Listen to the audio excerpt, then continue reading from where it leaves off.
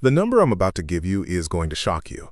And if you have a parent, a spouse, or a loved one who might need nursing home care at any point in the future, I need you to stay with me for this entire video, because what you don't know about this topic could cost your family everything. The national average cost of a private room in a nursing home in 2026 is $8,669 per month, and in some states and higher-cost markets, that number climbs past $11,000 per month. That is over $100,000 per year for one person, and the care need can last months, years, or even a decade or more depending on the condition. Now here is the question I want you to sit with for a moment. If you or your spouse needed nursing home care starting tomorrow, who is paying that bill? If your answer was Medicare, I need to stop you right there, because one of the most dangerous and widespread misconceptions in all of personal finance is the belief that Medicare covers long-term nursing home care. It does not.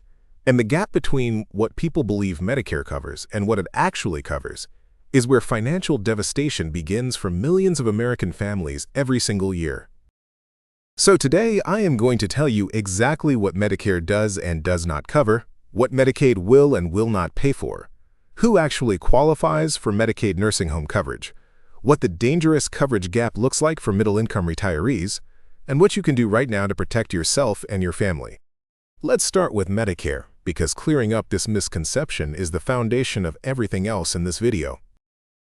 Medicare is health insurance. It covers doctor visits, hospital stays, surgeries, medications, and medically necessary skilled care. It is not long-term care insurance, and it was never designed to be. Here is exactly what Medicare will pay for when it comes to nursing home care, and I want you to notice how narrow this coverage actually is.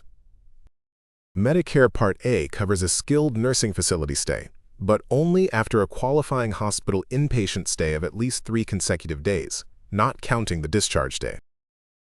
After that qualifying hospital stay, Medicare covers the full cost of the skilled nursing facility for days 1 through 20, assuming the care is skilled and medically necessary. From day 21 through day 100, Medicare covers a portion of the cost, but in 2026, you pay a daily coinsurance of approximately $209.50 per day out of pocket. After day 100, Medicare pays nothing, zero. The coverage ends completely, regardless of whether you still need care. And here is the most important distinction of all. Medicare only covers skilled care, meaning care provided by or requiring the supervision of licensed professionals, such as nurses or therapists, for a specific medical condition. The moment your care need becomes primarily custodial, meaning help with daily activities like bathing, dressing, eating, and moving around, Medicare stops covering it even if you're still in the nursing home. Custodial care is what the vast majority of long-term nursing home residents actually need, and it is exactly what Medicare does not cover. So let me paint the picture of what actually happens to a typical nursing home resident, because it plays out the same way for thousands of families every year. Someone has a stroke, a fall, a hip replacement, or a significant health event. They go to the hospital for several days. They are discharged to a skilled nursing facility to recover. For the first few weeks, Medicare covers the stay because skilled rehabilitation is needed. Physical therapy, occupational therapy, nursing care for the acute medical condition. But over time, the skilled care component diminishes. The patient has recovered as much as they're going to from the acute event, but they still can't care for themselves independently. At this point, the care becomes primarily custodial and Medicare steps away. The nursing home stay continues, but the bill is now the family's problem. The family has 2 options at this point. Pay privately out of pocket at $8,669 per month or more, or qualify for Medicaid. Let's talk about Medicaid, because this is where it gets complicated, where most middle-income families get blindsided, and where the dangerous coverage gap lives. Medicaid is a joint federal and state program that does cover long-term custodial nursing home care. It is, in fact, the largest single payer of nursing home costs in the United States. But Medicaid is a needs-based program, meaning you must meet strict financial eligibility requirements before it will pay for your care. Those eligibility requirements vary by state because Medicaid is partially state-administered, but the general structure is the same across the country.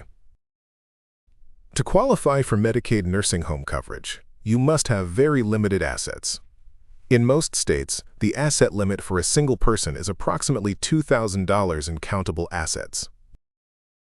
$2,000. That means if you have more than $2,000 in countable assets, savings accounts, investment accounts, retirement accounts in many states, you are not yet eligible for Medicaid. You must spend down your assets to near nothing before Medicaid will begin paying for your nursing home care. This process is called a Medicaid spend-down. For a married couple, the rules are slightly different.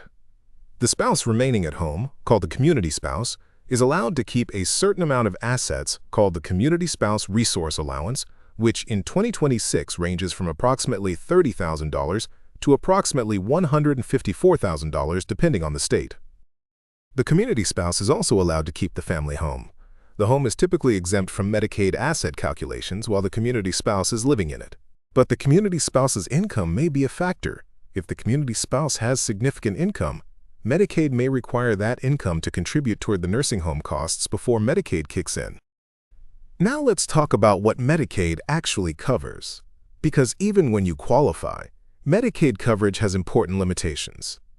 Medicaid will pay for a semi-private room in a Medicaid-certified nursing home.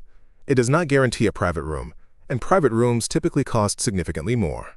Medicaid covers basic custodial care, help with daily living activities, meals, basic medical monitoring, but the level of service and amenities in a Medicaid-funded room is typically more basic than what private pay residents receive. Not all nursing homes accept Medicaid, or they may accept Medicaid but have a limited number of Medicaid beds, meaning you may not be able to stay in the nursing home you prefer if you are on Medicaid. This is a painful reality that families discover too late. A loved one enters a nursing home as a private pay resident, spends down their assets, tries to transition to Medicaid, and discovers the facility doesn't have a Medicaid bed available. The family then faces the traumatic choice of moving their loved one, who may be severely ill or cognitively impaired, to a different facility that does have Medicaid availability. Understanding this dynamic before a crisis happens, not during one, is one of the most valuable things I can share with you today. Now let me address the dangerous coverage gap, because this is the situation affecting the largest number of middle-income retirees, and it is the one that gets almost no attention. The coverage gap exists for people who have too much in assets to immediately qualify for Medicaid, but not enough assets to fund extended private pay nursing home care. Think about a typical middle-income retiree couple, maybe $300,000 to $600,000 saved, a modest pension or Social Security income, and a paid-off home. They are not wealthy, but they have worked hard their entire lives and saved responsibly. And now they discover that their savings are exactly large enough to disqualify them from Medicaid, but not nearly large enough to fund years of nursing home care. At $8,669 per month, or over $100,000 per year, a $300,000 portfolio lasts less than 3 years of nursing home care. And the average length of a nursing home stay in the United States is approximately 2.5 years, but that average includes many short-term stays. For people with dementia or other progressive conditions, stays of 5, 7, or even 10 years are not uncommon. A 10-year nursing home stay at current costs would total over $1 million, an amount that very few middle-income families have, and that cost will only grow as nursing home inflation continues to outpace general inflation. So the coverage gap looks like this. You spend down your assets paying for nursing home care privately, you exhaust your savings, you qualify for Medicaid, and by the time Medicaid kicks in, you have essentially nothing left. For a married couple, this process can be financially catastrophic. The at-home spouse watches their lifetime savings disappear, paying for the nursing home before Medicaid finally takes over. This is the financial reality that most people approaching retirement have never thought about, and confronting it now while there is still time to plan is far better than discovering it during a crisis. Now let's talk about what you can actually do about this. Because there are legitimate legal strategies available, and planning in advance dramatically expands your options. Option 1. Long-term care insurance. Traditional long-term care insurance pays a daily or monthly benefit when you need qualifying care, covering nursing home costs, assisted living, and often in-home care, without requiring you to first spend down your assets. The ideal time to purchase long-term care insurance is in your mid-50s to early 60s, when you are still healthy enough to qualify and premiums are lower than they will be at older ages. The challenge is that traditional long-term care insurance premiums have risen significantly over the past decade as insurers reassess their actuarial models, and many people find the premiums unaffordable or have health conditions that prevent them from qualifying. A hybrid alternative has emerged: life insurance policies or annuities with long-term care benefit riders, which provide long-term care coverage while also guaranteeing a death benefit or return of premium if you never need the care. These hybrid products address one of the biggest objections to traditional long-term care insurance: the fear of paying premiums for decades and never using the benefit. Because with a hybrid product, your money doesn't disappear if you stay healthy. Option 2. Medicaid planning with an elder law attorney. Medicaid planning is the legal process of structuring your assets and income in ways that legitimately protect them while still qualifying for Medicaid when the time comes, and it is one of the most valuable services an elder law attorney provides. One of the most important Medicaid planning tools is the Irrevocable Medicaid Asset Protection Trust, sometimes called AMAPT, which allows you to transfer assets to a trust while removing them from Medicaid's countable asset calculation. The critical requirement is timing. Medicaid has a 5-year look-back period, meaning any asset transfers made within 5 years of applying for Medicaid are subject to a penalty period during which Medicaid will not pay for care. This is why Medicaid planning must happen well in advance, ideally 5 or more years before you anticipate needing nursing home care, because the 5-year clock starts at the time of the transfer, not at the time of the application. Waiting until a health crisis to start Medicaid planning is the most common and most costly mistake families make, because at that point the 5-year look-back window has not started and the family has very few protection options. Option 3. Strategic use of exempt assets. Medicaid does not count all assets equally. Certain assets are exempt from Medicaid's asset calculation, and understanding which ones are exempt can inform your overall financial structure. The primary residence is typically exempt while a community spouse is living in it, which protects the family home from the spend-down requirement during the nursing home stay. However, and this is critical, the home may be subject to Medicaid estate recovery after the community spouse also passes away, meaning the state can make a claim against the home's value to recover what Medicaid spent on the nursing home resident's care. This estate recovery process varies significantly by state. Some states pursue it aggressively, others less so. But it is a real consideration in estate planning for families whose primary asset is their home. One vehicle, irrevocable income-only trusts, can in some cases protect the home from estate recovery while still allowing the original owner to receive income from the property during their lifetime. Option 4. Veterans benefits. Veterans and their surviving spouses may qualify for a VA benefit called Aid and Attendance, which provides monthly financial assistance for veterans who need help with daily living activities, including nursing home care. Aid and attendance benefits in 2026 can reach over $2,300 per month for a veteran with a dependent spouse, a meaningful offset against nursing home costs. Many eligible veterans and their families don't know this benefit exists. If you or your spouse served in the military, consult with a VA-accredited attorney or VA benefits counselor to determine eligibility. Option 5. Restructuring retirement income and assets for Medicaid eligibility. Some states allow certain retirement accounts, particularly IRAs that are in regular distribution, to be treated differently in the Medicaid asset calculation, potentially allowing a spouse to retain more assets than the standard community spouse allowance. This is highly state-specific and requires guidance from an elder law attorney familiar with your state's Medicaid rules, but it represents a legitimate planning strategy that can protect meaningful assets for the community spouse. Now let me address a question that comes up constantly. What about just giving assets to your children before you need nursing home care? This is the single most common Medicaid planning mistake, and it can create serious consequences for both you and your children. Remember the 5-year look-back period. Any gifts or asset transfers to children within 5 years of applying for Medicaid create a penalty period during which Medicaid will not pay for your care. During that penalty period, you are responsible for the full cost of your nursing home care, and if you've already given your assets away, you may have no way to pay for it. Simply giving assets to children without proper planning structure is not Medicaid planning. It is an uncoordinated transfer that can leave you exposed during the penalty period with no assets to fund your own care.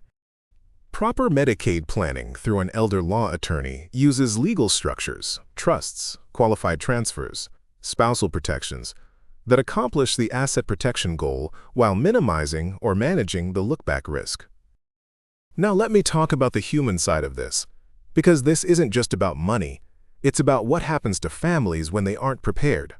I want you to think about a couple in their mid-70s, 38 years married, who spent their lives being responsible, saving carefully, paying off their home, living modestly.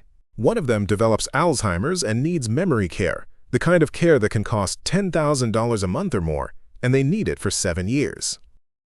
The at-home spouse watches $840,000 leave the family, their entire lifetime of savings, before Medicaid finally takes over. The at-home spouse is left with the house, $2,000 in countable assets, and a Medicaid income allowance after a lifetime of working and saving. This story plays out thousands of times every year across America, and it is almost always preventable with planning that starts early enough. The families who avoid this outcome are not necessarily wealthier. They are the ones who understood the risk early, worked with an elder law attorney, and put legal protections in place before the 5-year clock became a crisis. Now let me give you your action steps, because information without action is just worry. Action Step 1. Stop assuming Medicare covers long-term care and share this video with every family member who might be operating under that assumption. Action Step 2. If you are 55 or older, schedule a consultation with an elder law attorney to understand your state's specific Medicaid rules and what planning options are available to you right now. The earlier you do this, the more options you have. Waiting until you or a spouse is in a health crisis eliminates most of the most powerful planning tools. Action Step 3. If you are between 55 and 65 and in good health, get quotes for long-term care insurance or hybrid life and long-term care policies, because this is your window of maximum insurability and relatively affordable premiums. Action Step 4. If you are a veteran or the surviving spouse of a veteran, contact a VA-accredited attorney or benefits counselor immediately to explore aid and attendance eligibility. Action Step 5. Have an honest family conversation about who would handle a long-term care situation, what resources are available, and what plans need to be put in place. These conversations are uncomfortable, but having them now around a kitchen table is infinitely better than having them in a hospital waiting room during a crisis. The cost of not planning is not just financial. It is the trauma, the family conflict, and the impossible decisions that fall on adult children who discover too late that their parents had no plan. I'm Bob. This is Retired Not Broke. If this video helped you understand something that could genuinely protect your family, please share it with someone who needs to hear it, and subscribe so you never miss content like this. Drop a comment below. Did you know before today that Medicare doesn't cover long-term nursing home care? And do you have a plan in place? I want to know where you stand.